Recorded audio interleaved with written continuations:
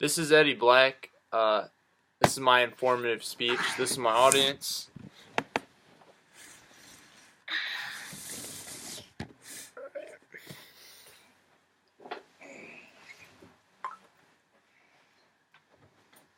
How many of you have ever taken a road trip where you had to cross a large body of water over a suspension bridge? Have you ever wondered how these bridges are designed or what makes them safe to drive across? On the same road trip, did you listen to your favorite Taylor Swift or Lady Gaga song in the car on your way to your destination? Have you ever thought about what makes music sound so appealing? Today, I'm going to explain who Sophie Germain was and tie together how her life's work in the early 1800s contributed to the way we design our buildings and produce our music today. I'm going to highlight Sophie Germain's early life, her accomplishments, and her legacy to mathematics and physics. To understand who Sophie Germain was, I'm going to explain what life was like for her as a young lady. Sophie Germain grew up during the French Revolution. She was born in Paris, France, on April 1776. Her father was a wealthy silk merchant who had been elected to the Congress of Versailles. As she was growing up, there was an increase in social unrest in France. Her father played a small role in the overthrowing of King Louis XVI. According to an online publication written by San Diego Supercomputer Center, which provides cyber infrastructure resources to scientists for conducting research. As a 13-year-old, while talk of revolution swirled in her household, she withdrew to her father's library. Growing up, she became very withdrawn and engrossed with the readings of Greek mathematician Archimedes. She had viewed Archimedes' love for mathematics as a way for her to escape the confusion of the social realities of the time. This admiration for Archimedes ultimately influenced her to take up mathematics, even though it was very frowned upon for women to study at the time. The discrimination towards women at the time led to some challenges for Sophie Germain. According to a biography by two professors at the University of St. Andrews, Sophie Germain would have studied on her own at night while her parents were asleep because they disapproved of her studying. Her parents actually took away her candles and blankets in an attempt to prevent her from studying at night. Germain would hang around a local university in Paris and befriend students to obtain their lecture notes so she could study on her own. Although women were not allowed to attend college, that did not stop Germain from trying, and her passion allowed her to accomplish a lot in her lifetime. One of Germain's most riskiest moves towards success was submitting a paper under a male's name to a mathematician and professor named Joseph Louis Lagrange.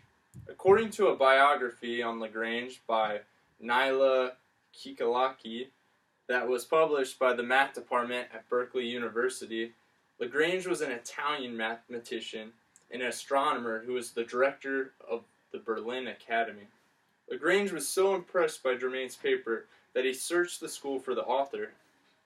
He was so surprised when he found out Sophie Germain had wrote the paper that he decided to become her sponsor and mathematical counselor.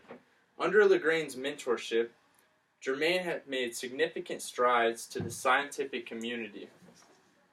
According to a book called Women of Mathematics, a biobibliograph source book by Louis Greenston, in 1804, Sophie began corresponding with German mathematician Carl Friedrich Gauss.